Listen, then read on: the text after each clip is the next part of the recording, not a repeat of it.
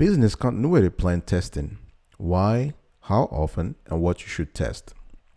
How do you know if your business continuity plan can hold up in a real world disaster?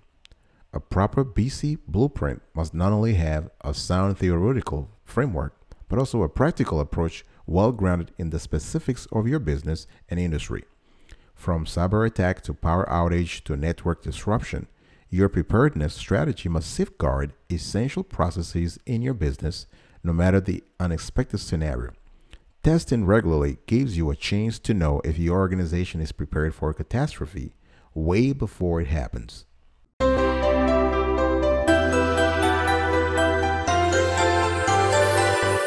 Welcome back, folks, to another edition of the awesome Sweetie Kiwi Show. I hope you are doing fantastic today. I'm doing marvelous. If you're doing as great as I am, go grab a cup of coffee or tea or vodka and let's roll. Today I want to talk to you about business continuity plan testing, BCP testing. Why, how often, and what you should test. Now, why you should test. Strategic test will help you to do a lot of things. You can identify gaps or weaknesses in your BC plan. You can corroborate that your continuity objectives are being met. This is critical. You can evaluate the business answer to all kinds of disruptive events. As I said earlier, cyber attack, power outage, network disruption. You can also look at ways to improve systems, frameworks, and processes based on the test findings. You have to update your BCP accordingly, right? Based on the results of the test. Because if you don't test your plans, you're putting both the business and its people at risk. Number 2, what testing format you should adopt. Well, there are several types of BCP test.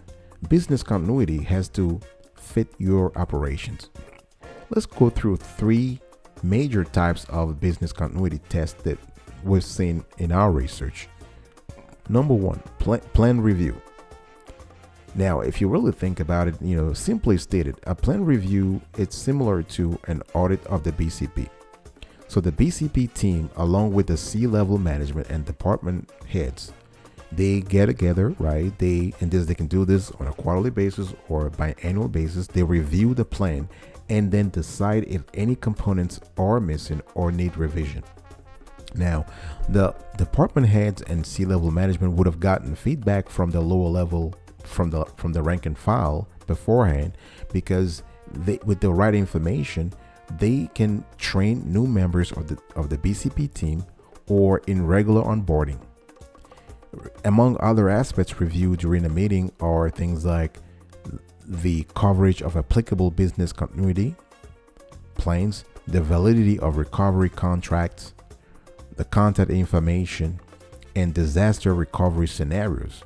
Remember that a plan review can also include new managers on plan details so they can pass that knowledge down to their teams. The second type of business continuity test is something called the tabletop test. Now, this is more involved. This is more involved when it comes to reviewing and testing a BCP. Now, during a tabletop, and the tabletop is usually a scenario-based role-playing exercise. What you do is you have employees participate in an actual exercise, right? So everybody involved practices their roles and responsibility during an emergency, just such as an earthquake, a power outage, a network disruption, a hurricane, or an active shooter. The third type of BC test is something called a walkthrough simulation test. Now, a BCP simulation test is more hands-on. I mean, this is more hands-on than the tabletop exercise is. With the tabletop test, as the name suggests, this typically consists of discussing plan details around the table. A simulation test combines real recovery actions.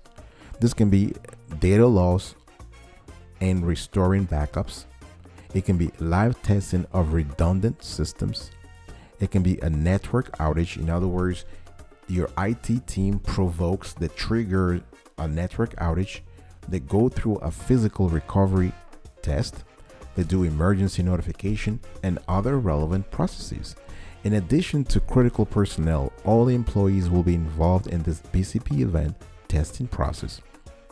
I'll be right back right after this. Don't go anywhere.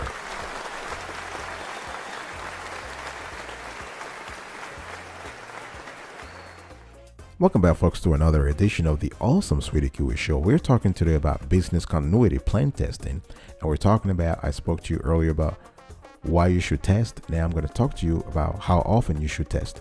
If you love this sort of a business related topic and want to hear more and more and more and more and more, consider subscribing to our channel. We cover a variety of topics every single day, and we have shows every single day, rain or shine. Turn on the notification bell so you can be kept in the loop. Comment below, share your experience. If you have a topic you would like us to cover in the future, put it below in the comment section and we'll surely abide. Also, share this content and like. How often you should test your BCP? If you already have a BCP, then you probably have a myriad of procedures for various events, right? Now, do you need to test everything? And how often do you need to do that? Now, the answer depends on your organization risk profile, your risk management processes, your existing event management, operational event management system, and you can really fill all of these things in a business impact analysis. Now, the frequency of the business continuity plan testing, you can do this every quarter, every 6 months, or every year. You can test things like emergency preparedness plans, disaster recovery, incident response, and other plans. Testing will typically include an annual or biannual tabletop exercise or a walkthrough test of all individuals' EPP plans, including testing various scenarios for threats that are high risk to your organization. So many factors can help you determine how often you should test your BCP plan. Let's say you have changes in clients or vendors, you have department changes, employee job function updates, you have some structural changes to the building where you're located, you have employee count changes. Let's say the business is growing and you're hiring a lot of people, then you want to test, right? Now it's very important though that a company that has more at stake when it comes to disruption, again, I'm talking about damaged reputation, operational downtime, revenue loss, that type of company will require more BCP testing scenarios as well as running those tests more often, right? So the bottom line here is that every organization is unique and the BCP testing here will differ in scope and priority. Now, whom you should involve in the test.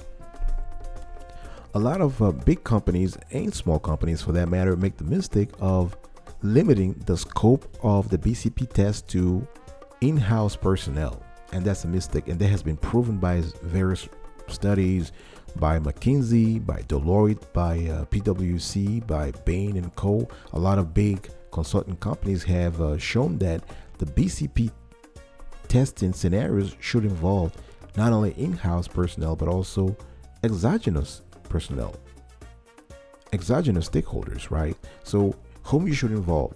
Employees for sure, clients. Your top clients should be involved in the BCP testing. Your vendors.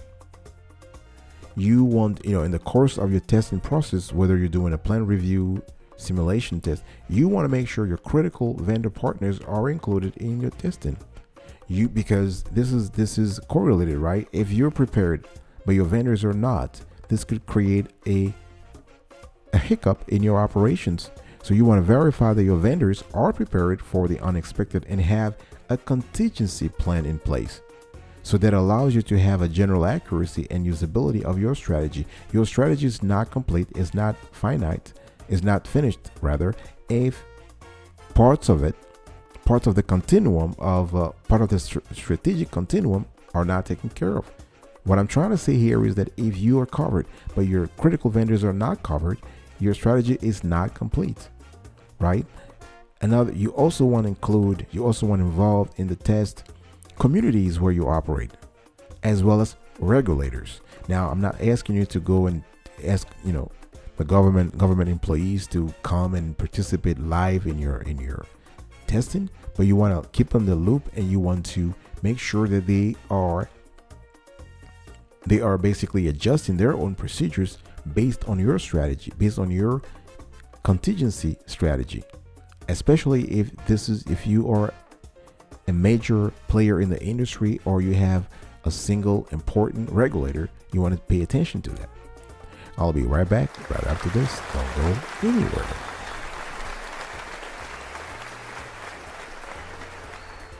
Welcome back, folks, to another edition of Sweetie Kiwi. We are still having a conversation today around business continuity plan testing, and I want to quickly talk about what you should test.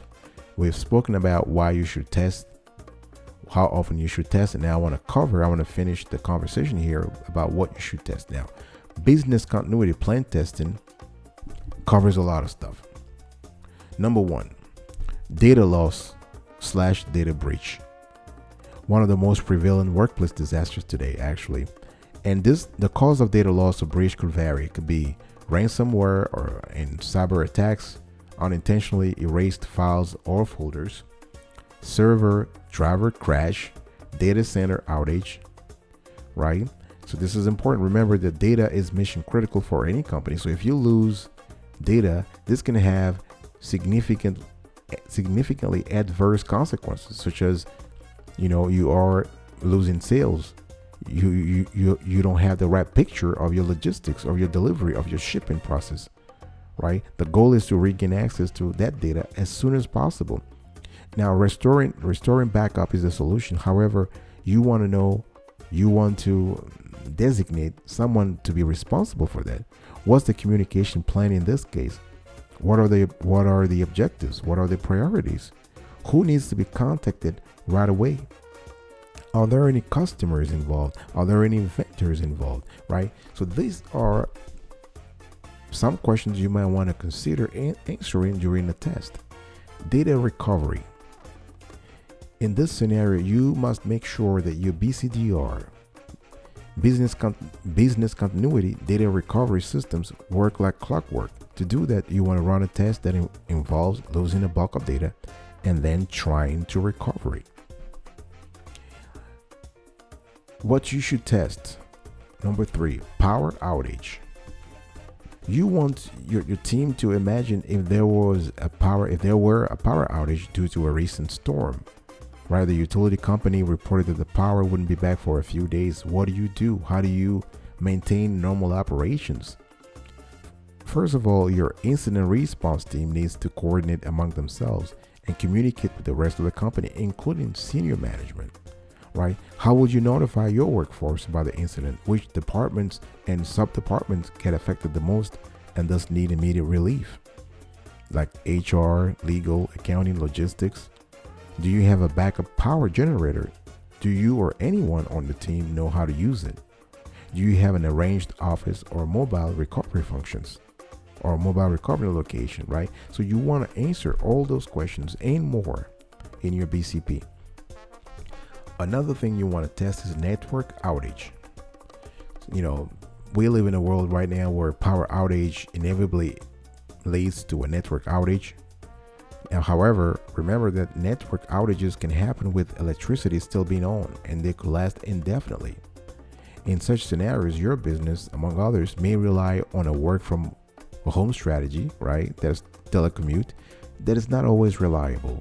You can do this for a temporary, 3 to 6 months, but it's not reliable for an extended period of time, because when working from home, a lot of employees have various distractions that affect their productivity.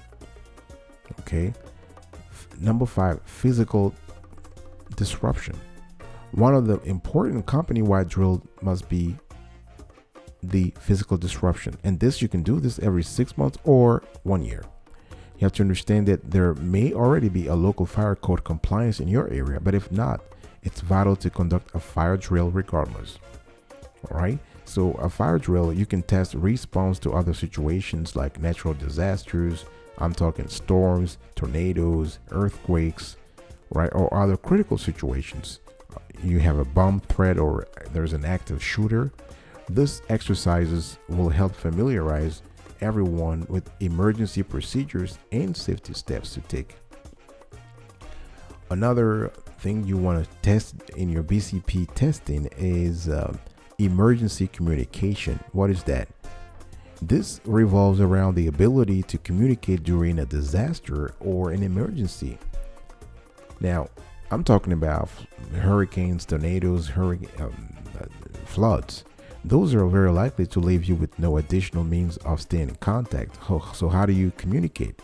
You need to plan a way to contact the most important personnel. An emergency notification software is the most reliable, efficient, and effective means of immediate communication for a company of any size, right? So what you want to do is you want to regularly update the contact information of everyone in your contacts database so that all the employees receive timely notification. Create templates for every disaster scenario to streamline the process. Okay, folks, this is it. We have spoken about business continuity plan testing. I really appreciate your attention today. I'm going to quickly recap what we've talked about. We've talked about why you should test, what testing format you should adopt, how often you should test, whom you should involve in the test, and what you should test. And what you should test includes data loss or breach, data recovery, power outage, network outage, physical disruption, emergency communication. Thank you so much for your attention. I will see you next time. But until then, remember, stay marvelous.